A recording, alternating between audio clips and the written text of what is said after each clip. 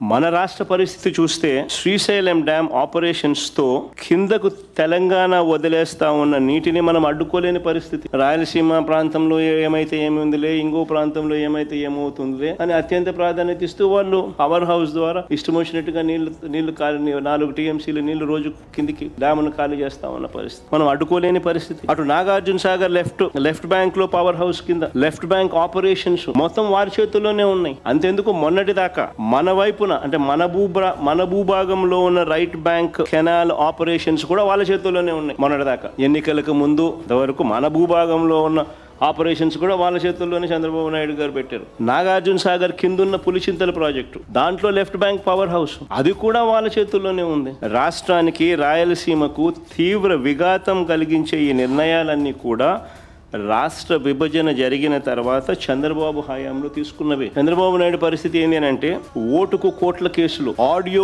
వీడియోలతో అడ్డంగా దొరికిపోయిన చంద్రబాబు నాయుడు గారు నోరు మెదపలేని పరిస్థితి, నోరు మెదపని పరిస్థితి. కానీ అప్పట్లోనే మన రాష్ట్ర హక్కుల కోసం ప్రతిపక్ష నేతగా నేను అప్పట్లోనే కర్నూలులో జలదీక్ష కూడా చేశాను. చంద్రబాబు గారి మౌనం వల్ల శ్రీశైలం ఎగువ భాగంలో తెలంగాణ చేపట్టిన లిఫ్ట్ ప్రాజెక్టులు 2019 వైఎస్ఆర్సీపీ ప్రభుత్వం వచ్చే నాటికి చకచకా పనులు జరుగుతా ఉన్న పరిస్థితి.